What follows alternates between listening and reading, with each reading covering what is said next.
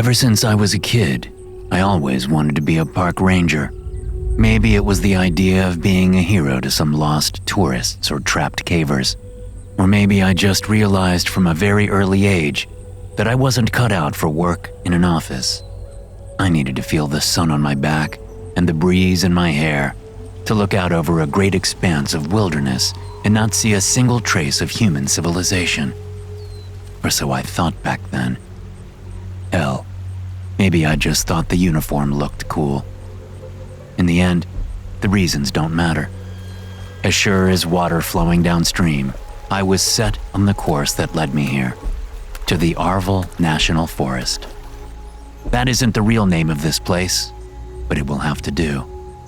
What's important is that we're talking about nearly 2.5 million acres of land, bordered by nothing but dusty 2-lane roads and dying small towns.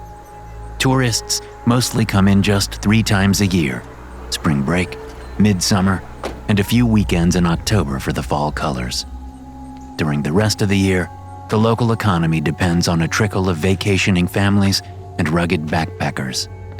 They rent the log cabins, buy ice and beef jerky from the general store, and eat at Molly's Greasy Spoon Diner on the park border. Occasionally, they get hurt or go missing, and that was where Leroy and I came in. This was my first position with the Park Service, whereas Leroy had been working in the Arval National Forest for years. When we first met at the cabin that would become my family's new home, the difference between the two of us was striking. Leroy wore his rugged khaki outfit like he'd been born in it, and he moved with the quiet confidence of a man for whom life held no more surprises. I, on the other hand, had gotten turned around on the back roads and arrived late, even though I had left early. My wife Tracy had spent the drive looking skeptically out at the endless forest, while our 4-year-old daughter Emma was throwing a tantrum in the back seat because her bag of chips was the wrong color. Leroy didn't even turn around as we pulled up the gravel driveway. He stood on the small hill beside the cabin, watching the woods. If he noticed how nervous I was, he didn't seem to care. He just smoothed out his thick gray beard, shook my hand, and gave me the keys like he couldn't wait to be gone. Once Leroy saw my wife and daughter climbing out of the SUV, however, his attitude changed. He wanted to know what the hell they were doing here. He'd specifically requested that the ranger sent to this post be a single man without any family ties. When I gently reminded him that hiring requirements like those were discriminatory, he just snorted and waved us inside. Suddenly, Leroy wanted to stick around and give us a grand tour. The cabin had been built in the 70s, and it showed.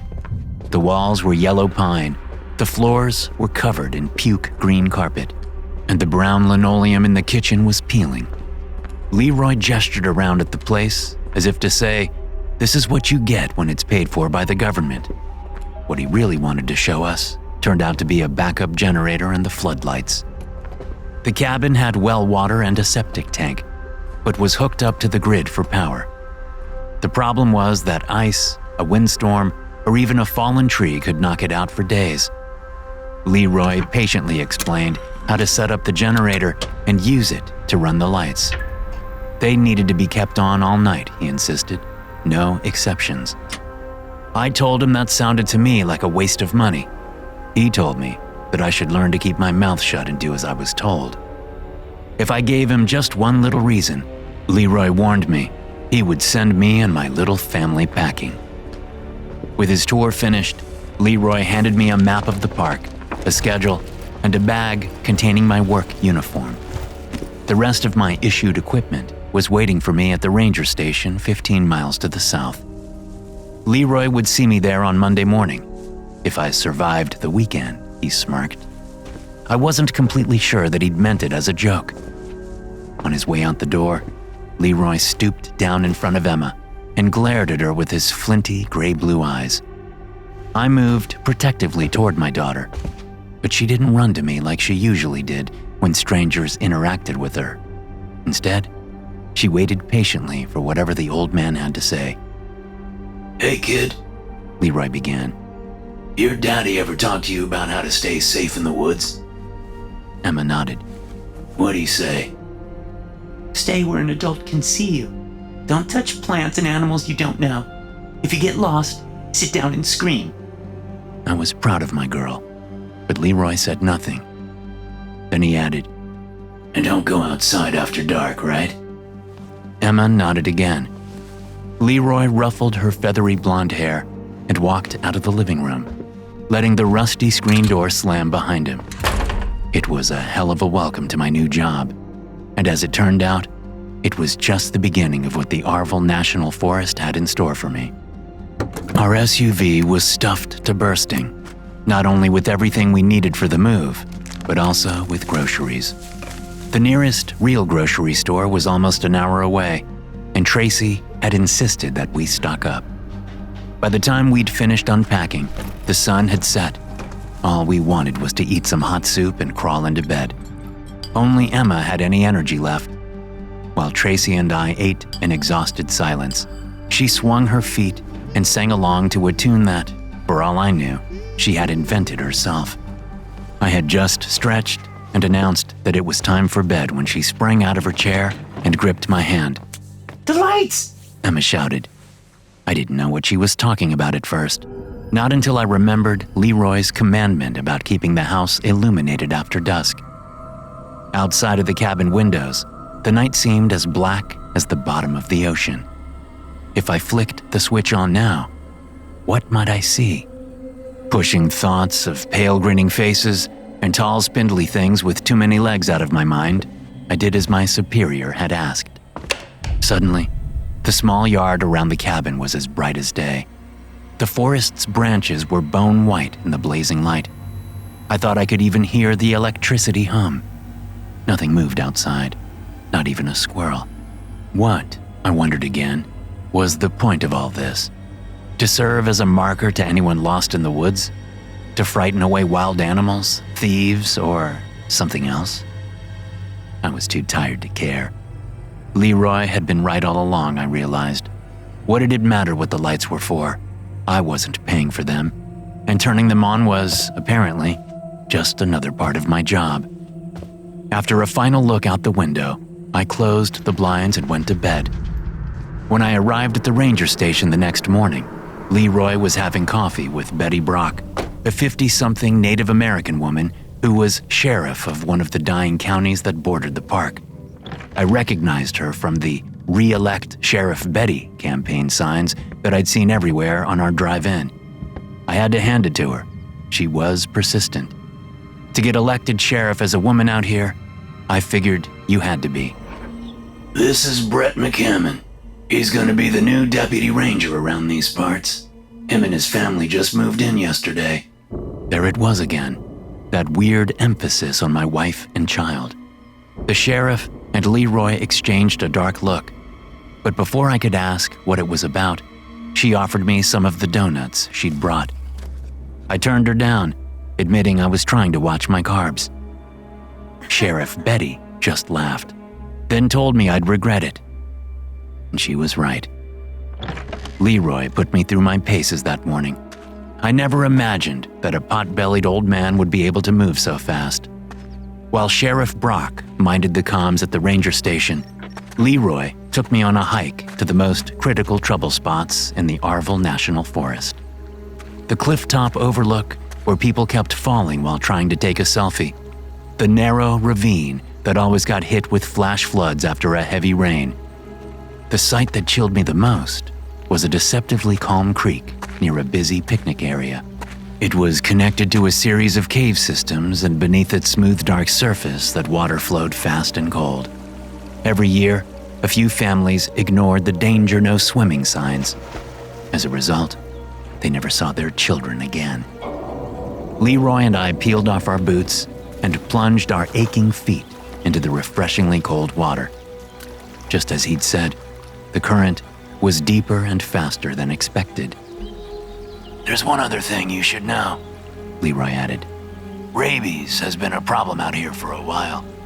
The state university sends researchers every now and again, but so far, whatever they're doing hasn't done jack shit to solve the problem. So if you see any of the wildlife acting strangely, just, keep your distance, okay? I thought back to what I taught Emma. Don't touch plants and animals you don't know. And a shiver went up my spine. At dusk, we drove back to the ranger station in Leroy's ancient, dusty truck. On the way, he told me I'd kept up better than he'd expected. "You might just be able to hack it out here after all," he said. I took it as a compliment. We were about to turn into the station when a massive black shape bolted across the road. Leroy threw on the brakes, cursing. We skidded to a halt in a cloud of burning rubber. The thing that had cut in front of us, however, was already gone. When I asked Leroy what it was, he said he thought it might be a bear. But that wasn't what it looked like to me. Its limbs had been too long, its body too emaciated and stretched. It hadn't looked like any animal I had ever seen. If it was a bear, I joked, it must have been a hungry one. Leroy didn't laugh. He kept drumming his fingers on his service weapon while we closed down the station and locked the gate. By the time I began my drive back to the cabin, his nervousness had infected me as well. The darkness beyond my headlights felt infinite. I kept expecting that thing to run out in front of my SUV as well. If it did and caused an accident, who could I call? There wasn't much cell service out here. I told myself to stop it. I was driving faster than usual, eager to get home and make sure whatever that thing had been, it wasn't in the living room of the cabin feasting on my family. As I turned the corner of the gravel road, I was relieved to see that the floodlights were on. Tracy and Emma didn't understand why I was so upset. They'd had a great day decorating Emma's bedroom, exploring the yard around the house, and making homemade pizza for dinner. Maybe it was just first day jitters. Maybe that thing in the road really had just been a starving black bear. The thought didn't make me feel any safer. I could tell Tracy and Emma were concerned, so I did my best to put on a brave face, to laugh and joke around the dinner table like usual. Fake it till you make it, I told myself. And by the time we got around to doing dishes, I felt like myself again. The place and situation might have changed, but we were still the same happy family we'd always been. All it took was a single phrase, spoken by my daughter as she looked out the rear window, to shatter that illusion. "Daddy, there's a man with antlers in our backyard." I set down the plate in my hand and hurried to her side. The tree line, however, was just as barren as always. Had she seen a deer or something? I knew that kids often let their imaginations run away with them, especially in new environments. But after the day I had, it was the last thing I needed to hear. "Are you sure, honey?" I asked. Emma had already moved on to something else, making her Barbie fly through the air like Superman. She just looked up at me and shrugged. So much for the man with antlers, I thought. But even after an exhausting day and a hot shower, I struggled to fall asleep. In my dreams, I was being hunted down the now familiar trails of the Arville National Forest by a bright-eyed black beast that looked like something out of a medieval painting of hell. Cartoonish, "Danger, no swimming" signs glared down at me from the skeletal trees as I ran. I could see Sheriff Brock up ahead, standing with her back to me. When I spun her around to warn her about the beast, I saw that she had been dead for a while now, her head hacked off and replaced by that of a deer. The rotting animal's bloated, purple tongue wriggled. Maggots dribbled down its chin onto my boots. The sheriff's corpse held out a rectangular pink box. The deer head said in a gravelly voice. "Wants a donut?" I woke drenched in a cold sweat. Tracy was snoring softly beside me. It was 4 a.m., only 3 hours left until my shift started at the ranger station. Knowing full well that I wouldn't be able to get back to sleep, I tiptoed into the kitchen to make coffee and a bowl of oatmeal. I looked out the window at the floodlit woods while I ate. Of course, there was nothing there. What else had I expected? Leroy and I worked in turns, only seeing each other at the ranger station for a few hours at the beginning or end of a shift. We'd give a report on the day's incidents. There were usually none. Chat a bit about the weather, then go our separate ways. We also rotated who was on call overnight. Since I had a family to take care of, Leroy generously took 5 nights per week, while I only took 2. Not that any calls ever came in, but still, it was a relief knowing that I wouldn't be dragged out of bed because of some drunken college students who had set their tent on fire. On my drive home that Friday evening, I caught a glimpse of a long dark shape loping along the side of the road. Despite being encased in the protective steel cage of my SUV, I felt the hair on the back of my neck stand up. Was this the thing we had almost crashed into on my first day? As I slowed down, I realized that it was no horror movie monster. It was a very large, very wet stray dog. It watched me pass with mournful golden eyes, as though hoping that I might have a spare T-bone steak to toss out the window. I considered stopping, then remembered Leroy's warning about rabies and changed my mind. Sorry, buddy, I thought, as it disappeared from the rear view. Better luck next time. Maybe it was that unexpected encounter which gave me another bout of insomnia that night. It wasn't until the sky began getting brighter that I finally switched off the floodlights. I sat down to doze in a saggy green armchair. Annoying, I thought, how those branches kept scratching against the window panes. I would need to trim them back this weekend. I sat up with a start. There were no trees that close to the cabin. I rushed to the wall and slammed on the floodlights. The yard was empty, but there were a pair of large, greasy handprints on the living room window. Even worse were the scratches above them, just the sort that could have been made by a pair of antlers scraping against the glass while something tried to open the latches. Vagrants? A prank? Something even more sinister? I washed off the filth before Tracy and Emma woke up and decided not to mention what I'd found.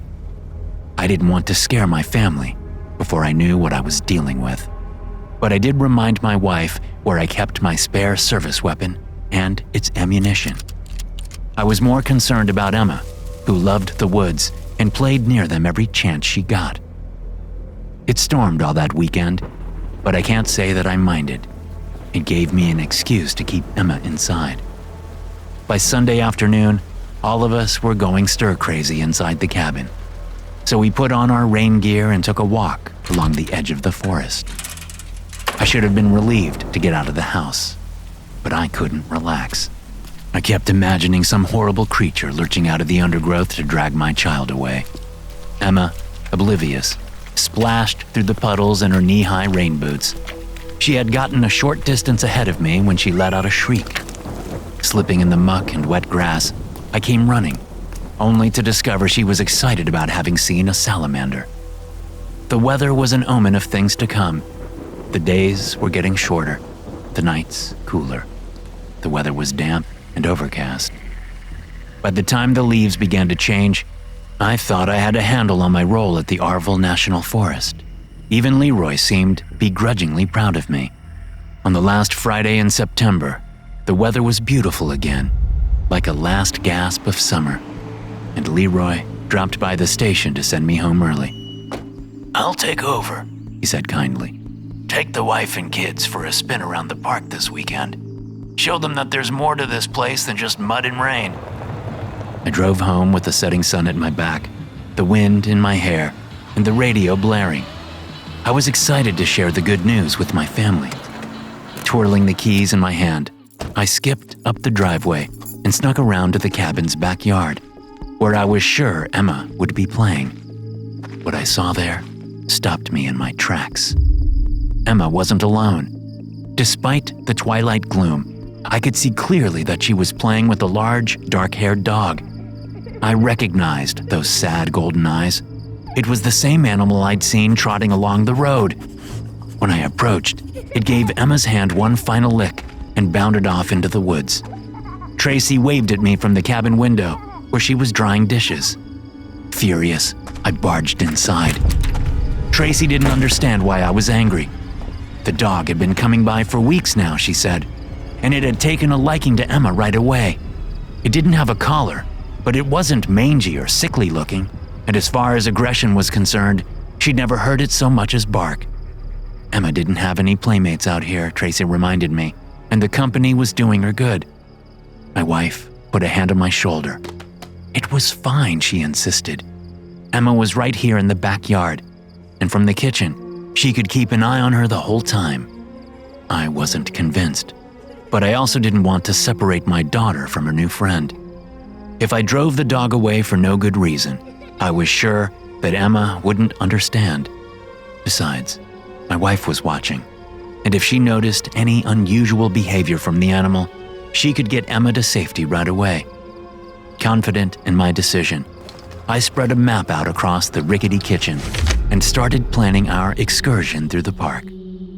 We left the cabin Saturday morning at dawn and didn't return until nightfall, worn out from all the walking and sunshine. The day had been just as perfect as Leroy had promised. I'd introduced Tracy and Emma to all my favorite spots, including some hidden ones that I doubted more than a handful of people could find.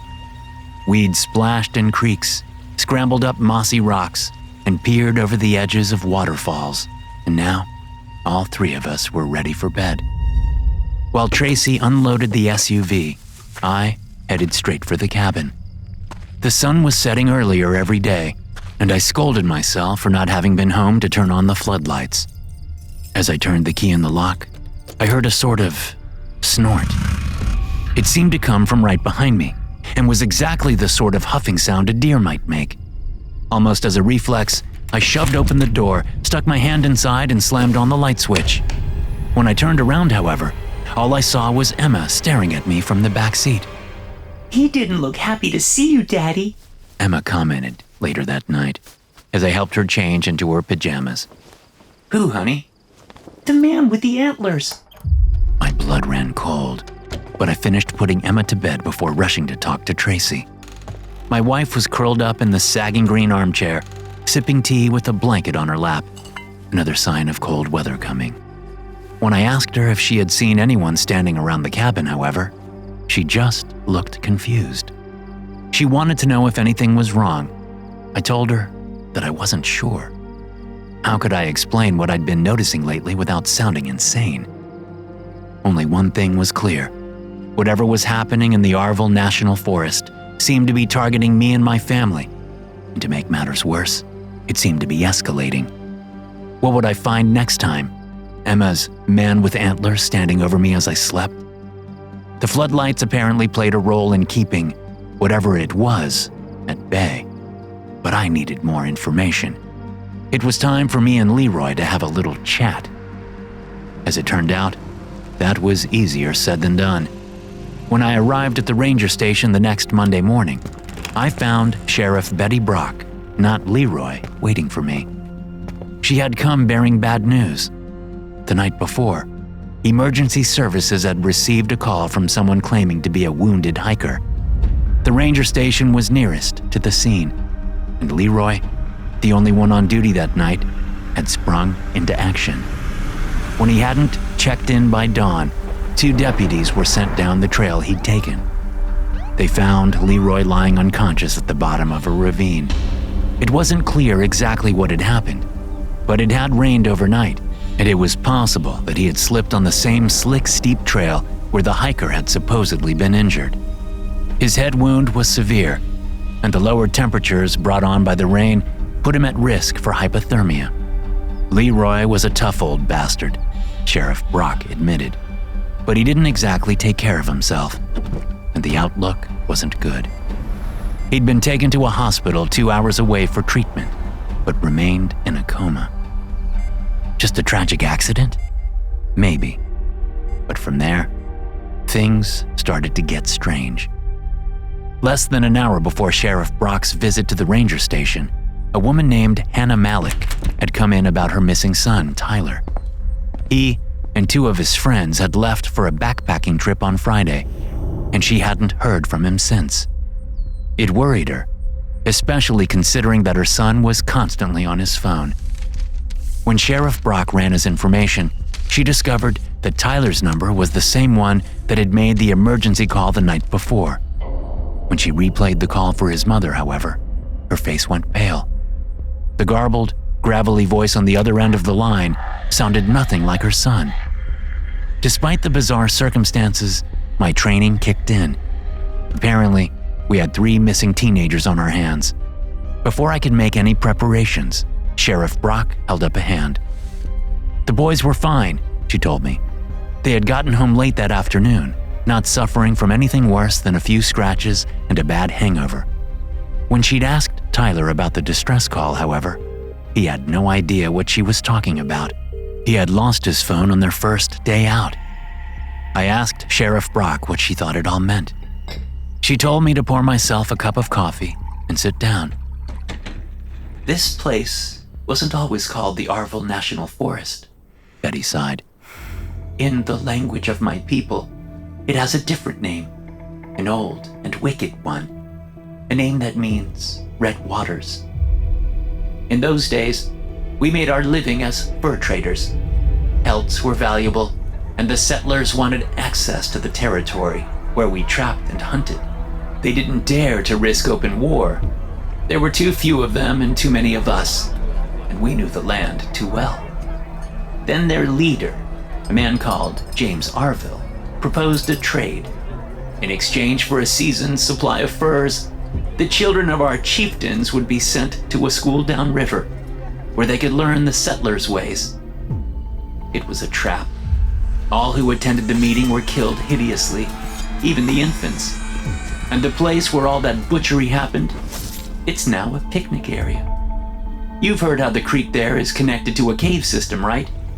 Our people say that the tribe learned of the massacre when they saw their family members' bloody, shattered bodies rising up from the stream. Red waters, get it?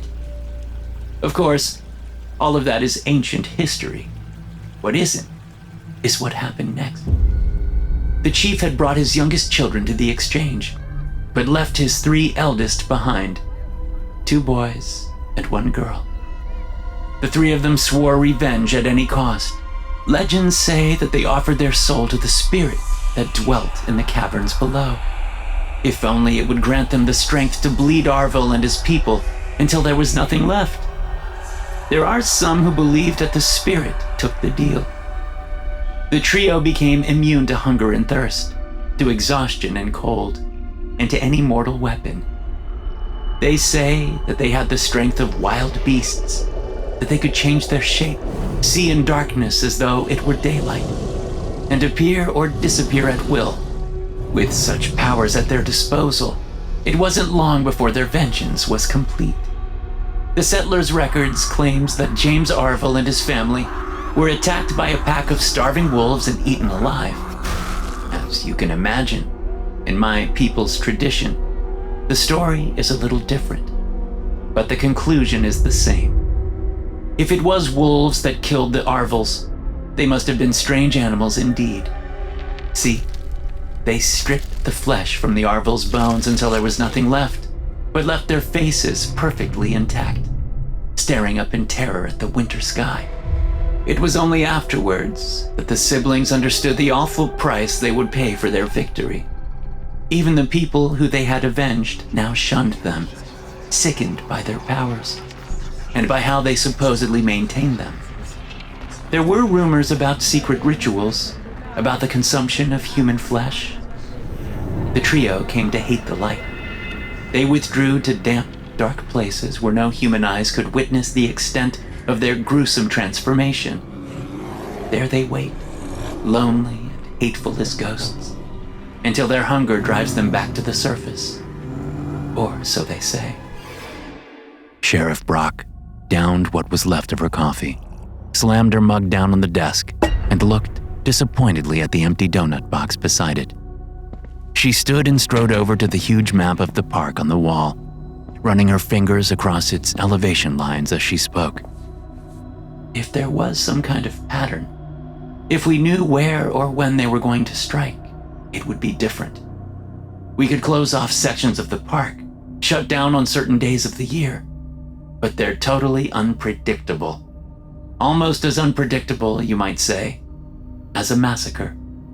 Of course, Certain times and places see more activity than others. As you might have guessed, they avoid bright light. They only move around at dusk, after nightfall, or during truly bad weather. That's probably what saved Leroy. The clouds broke and the sun came up before they could finish the job. The creek, the cliff top, the ravine. Those are the worst areas. How many of those supposedly missing kids do you think got dragged down by a cold hand beneath the water? How many of those hikers fell to their deaths while running from something inhuman? You probably took what Leroy told you about the accidents and disappearances at face value, didn't you? Didn't even bother to look up the statistics behind them, or notice how excessive they seemed to be. Sandra, your predecessor, wasn't like you. She was meticulous, a go-getter, a real white knight. She'd spent some time overseas in the military, and she thought that qualified her to handle our little problem once and for all. She said she had a theory about where the trio hibernated, and she wanted Leroy and I to go in with her, along with all the firepower we had. I'm a politician, not a soldier, and old Leroy had seen too much to imagine that they could be stopped. We turned her down, so she went in alone. Officially, your predecessor abandoned her post. Unofficially, Leroy found her body stretched between two trees on the cliff top. Just like with James Arville, they'd stripped the meat from everything except her face. The pair of us gave her a decent burial, but you'll have to forgive me if I don't tell you where. Sheriff Brock turned, scanning my face for a reaction. Thunder rumbled. I peeked out the window. It was too late in the season for a summer storm, but the dark, towering clouds on the horizon didn't appear to have gotten the memo. Does the legend say that one of those three siblings can transform into a deer? I asked carefully.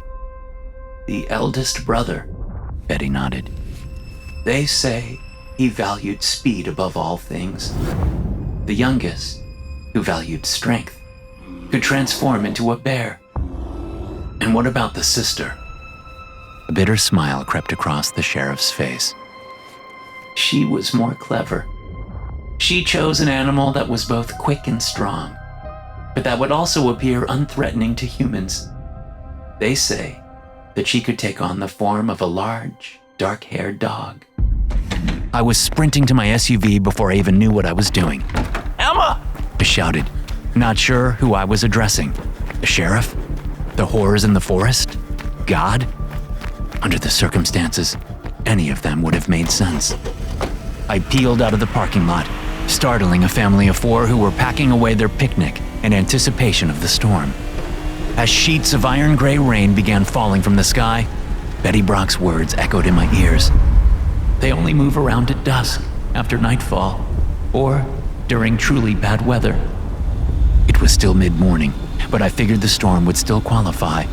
I wanted to be wrong. I just didn't think that I was. I called Tracy's number frantically as I drove, but the phone kept slipping in and out of service like always. Previously, the bad reception had been annoying. Now it might be deadly.